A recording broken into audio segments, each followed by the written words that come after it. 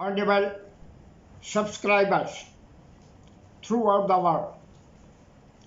My friends, followers, Samain و حاضرین و ناظرین,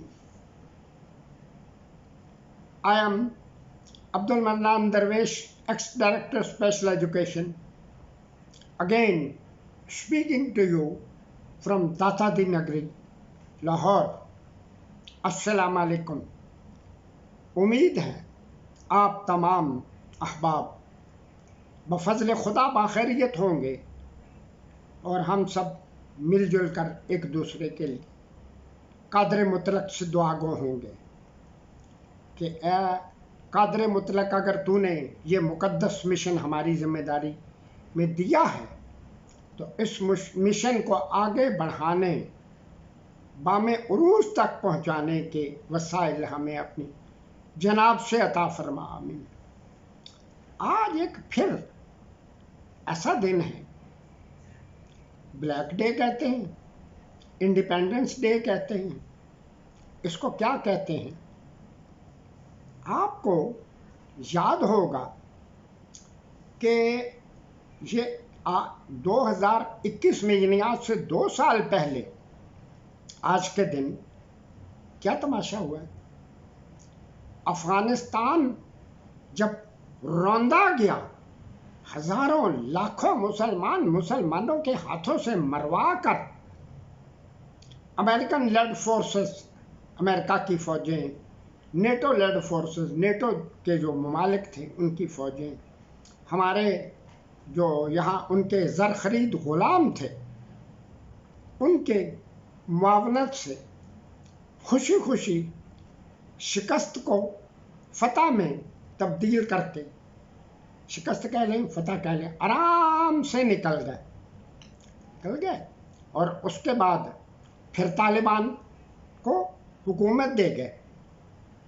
کوئی بات سمجھ نہیں گئی، اچانک ہی عجیب و غریب تبدیلی کا پوری دنیا حیران ہوئی. آپ کو یہ بھی تاریخی واقعات یاد ہوں گے. اب عجیب باتیں کہنی شروع ہو گئی کہ جی 9 ارب ڈالر جو افغانیوں کا پیسہ تھا، 9 ارب ڈالر امریکہ اور یورپ کے خزانوں میں، اس کو انہوں نے فریز کر دیا ہے. تو اب جب افغانی طالبان کے پاس پیسہ نہیں ہوگا، یہ تو چند دنوں کی بات ہے، تنخواہیں کیسے دیں گے، معاملات کیسے چلیں گے، یہ تو تباہی ہو جائے گی افغانستان کے. یعنی اپنی طرف سے وہ اس کو افغانستان کو بالکل تباہ کر کے گئے اور یہ شو کر رہے ہیں کہ جناب وہ اپنی خوشی سے افغانستان چھوڑ کے جا رہے ہیں. فتح ان کو مل گئی ہے، افغانی یعنی طالبان جانے وہ جانے. اب میں بھی یہ بات سوچ رہا تھا، لیکن 2 سال گزر گئے اس چیز کو. وہ پیسہ اگر ان کے پاس نہیں تھا، وہ واپس ان کو دیا بھی نہیں گیا. اپنے جو ان کے تھے گماشتے وغیرہ امریکن کے، ان کو تو وہ پیسہ اس میں سے کچھ دیا نہیں دیا جو بھی، لیکن ان کو نہیں دیا گیا. لیکن 2 سال انہوں نے کیسے گزارے، یہ سوچنے کی بات ہے. اور پھر 2 سال کے بعد اب پھر وہی شور مچنا شروع ہو گیا کہ جناب اگر انہوں نے اپنی پالیسی چینج نہ کی، عورتوں کے حقوق واپس نہ کیے، تو ان کے ساتھ رابطہ ممکن نہیں، یہ ممکن نہیں، وہ ممکن نہیں. اور ہمارا ملک، پیارا ملک پاکستان، اور ہمارے حکمران جو بھی آئے، انہوں نے ایک چیز کو، یہ سنس 1979 جب یہ افغان انقلاب یا جو تماشا شروع ہوا، کہ جو کچھ بھی افغان ہمارے ساتھ کریں، جو کچھ بھی انڈیا ہمارے ساتھ کریں، لیکن ہمارا کام ہے ہر شعبہ زندگی میں ان سپولیوں کو، سانپوں کو دودھ پلاتے رہنا. 2 سال میں جو کچھ ہوا اس تفصیل میں تو نہیں جا سکتے نا. آپ کو خود بھی میرے سے زیادہ پتہ ہونا چاہیے. اگر پتہ ہے تو ابھی ٹھیک ہے، نہیں تو پتہ کریں، سوچیں، دائیں بائیں سوچیں کہ یہ کیا ہو رہا ہے ہمارے ساتھ. اور ہمارے جو یہ امپوزڈ قسم کی ایڈمنسٹریشن آتی ہے ہمارے ملک میں خاص طور پہ ان-الیکٹڈ اپوزڈ جو اس کو کیا جاتا ہے، مسلط کر دیا جاتا ہے، اس کا رویہ کیا ہے؟ یہاں مجھے ایک بات بڑی عجیب سی یاد آئی، تھوڑا سا معاملہ ذرا زیادہ ہی سخت ہے، حساس ہے۔ منی بیگم میری بھی اور آپ کی بھی ہوگی، لیکن میری موسٹ فیوریٹ غزل گو مغنیہ ہیں۔ تو منی کی غزلیں بہت زیادہ مقبول ہیں۔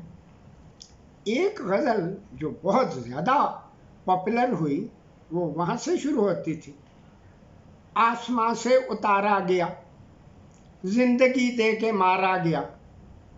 چلو وہ تو مارا ہی گیا نا۔ آگے کہتی ہیں، عشق جس نے کیا سوچ لے، عشق جس نے کیا سوچ لے، وہ تو بے موت مارا گیا۔ میں نے جب یہ طالبان والا معاملہ اور یہ سب کچھ سوچا تو سوچا کہ اگر کبھی ایسا ہو کہ منی صاحبہ سے میری ملاقات ہو یا رابطہ ہو تو میں ان کو پوچھوں کہ یہ جو شعر تھا آپ نے گایا، یہ ان افغانیوں کے لیے ہی تو نہیں گایا تھا؟ کہ ان کو آج تک یہ سمجھ ہی نہیں آئی، لاکھوں مر رہے ہیں، ذلیل ہو رہے ہیں، در بدر ہو رہے ہیں، جلا وطن ہو رہے ہیں، تو سب کچھ ہو رہا ہے۔ اور پھر یہی اسی غزل کا ایک اور شعر بڑا ہی مزے کا، عشق والی بات تو آپ کو بتا دی۔ آگے کہتی ہیں،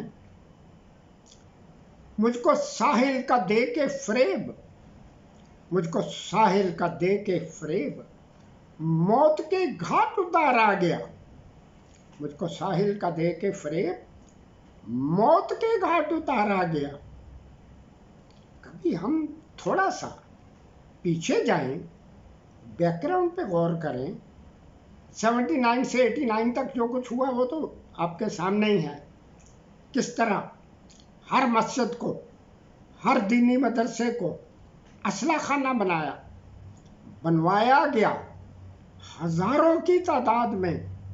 افغانیوں کو تو چھوڑ دیں، رشیا نے حملہ کیا جی، یہ افغان جہاد ہے، اور ہزاروں کی تعداد میں پاکستانی لوگ جو تھے وہ وہاں گئے، لڑے، مر گئے، جو بھی کچھ ہوا مر گئے نا، ہزاروں جانیں دیں، بچے یتیم ہو گئے، سب کچھ ہو گیا، سب کچھ۔ لیکن جب 10 سال کے بعد امریکن کامیاب ہو گئے، امریکن اکیلے ہی نہیں ہیں، اینٹی مسلم ایلیمنٹس، مسلم کچھ طاقتیں جب کامیاب ہو گئیں تو انہوں نے اپنا سب سے چہیتا بیٹا، پالا ہوا بیٹا ضیاء الحق مروایا، اور اس کے بعد پھر افغانستان طالبان کو دے دیا۔ جو ہی طالبان کو دے دیا، سوویت یونین بھی تباہ ہو گیا۔ وہ علیحدہ تاریخی معاملات ہیں، انشاءاللہ ان پہ علیحدہ سے بات کریں گے نا، جو موقع اللہ دے گا۔ لیکن اب یہ ہوا کہ طالبان امریکہ کے یا مسلم کچھ طاقتوں کے بدترین دشمن تھے۔ پھر یہی کچھ ہوا 9/11 میں۔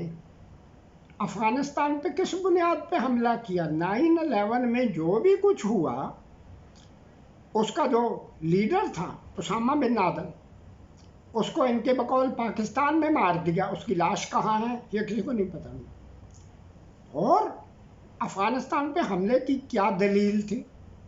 تو بہرحال، لیکن افسوس والی بات یہ ہے، یہ بحث تو ہم کریں تو بہت لمبی کہانیاں ہیں، کہ افغانیوں کو اس بات کی سمجھ نہیں آ رہی۔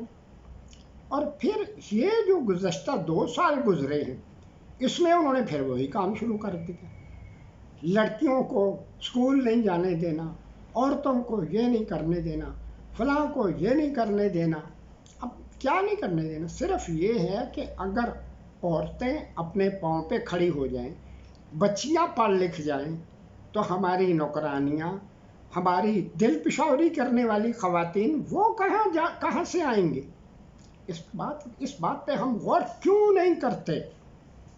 اس ملک میں بھی ابھی خفیہ اس طرح کی باتیں چلتی ہیں، لیکن ابھی تک دعا ہی ہم کر سکتے ہیں.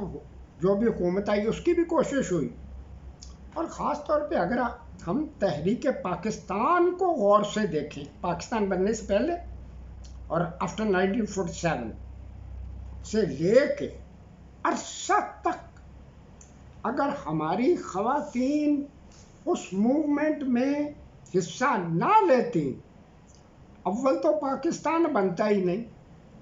اگر بن جاتا تو اس کا وجود ایک قلیل عرصے میں ختم ہو جانا تھا.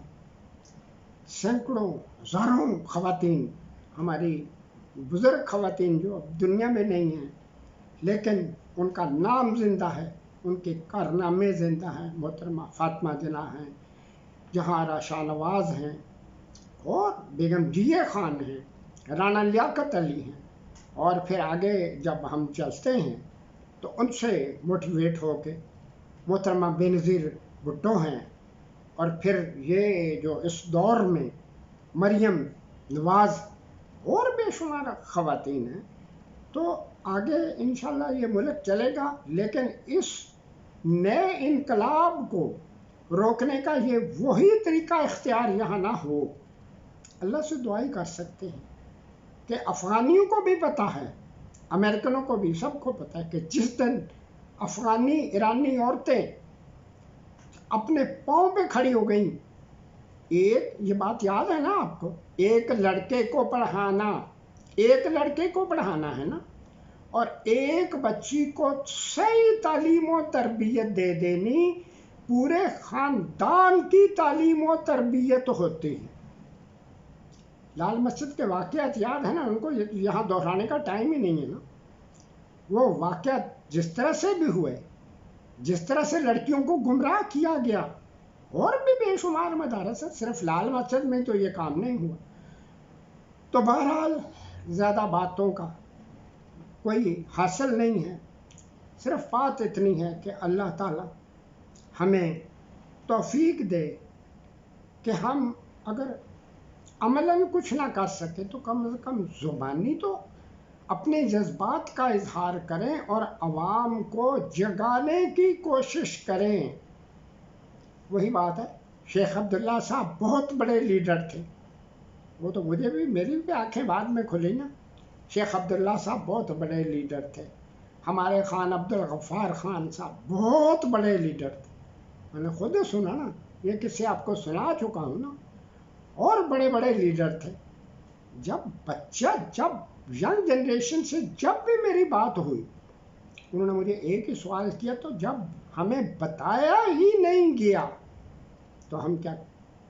میں نے 15 اگست کو، میری ایک جاننے والی تھی، اس کو جان بوجھ کر فون کیا. میں نے کہا بھائی یوم آزادی مبارک. آگے سے وہ جواب یہ دے رہی ہیں کہ ایسے اتنا بندے کا موڈ تو 10 محرم کو آف نہیں ہوتا. اتنے آف موڈ میں، ہاں بس ٹھیک ہے، آیا تو چلا گیا. پھر مجھے یہ بات سمجھ آ گئی کہ جب ان بچے بچیوں کو، خاص طور پہ ان علاقے، آپ ان کے بڑے جو بتا ہی نہیں رہے، وہ خود کرائے کے غلام ہیں، کرائے کے فوجی، جن کو ہم پنجابی میں ایک زمانے میں انگریزوں کے دور میں پاڑے دے ٹٹو کہا کرتے تھے. کرائے کے فوجی کون ہے یہ بات نہ کریں تو بہتر ہے. باقی انشاءاللہ پھر اگلی ملاقات میں، اگلی ویڈیو میں بھی بہت کچھ ہوگا، کہنے کے لیے بہت کچھ ہے، لیکن اللہ کی ذات ہمارے جذبات قبول فرما لے، اور ہمارا یہ مشن انشاءاللہ رائے گاں نہیں ہوگا. آنے والی دنیا مجھے، آپ کو، سب کو یاد کرے گی کہ ہم نے اپنی طرف سے تو جگانے کی کوشش کی، لیکن جب پاکستان 2 ٹکڑے ہو گیا. ایک مشاعرے میں احمد ندیم قاسمی مرحوم نے ایک شعر پڑھا تھا، مجھے اب تک یاد ہے. کیا خبر تھی کہ یہ زمانے بھی ہیں آنے والے، کیا خبر تھی کہ یہ زمانے بھی ہیں آنے والے، سوتے رہ جائیں گے سوتوں کو جگانے والے. والسلام. سبحان ربک رب العزت عما یصفون وسلام علی المرسلین والحمد للہ رب العالمین.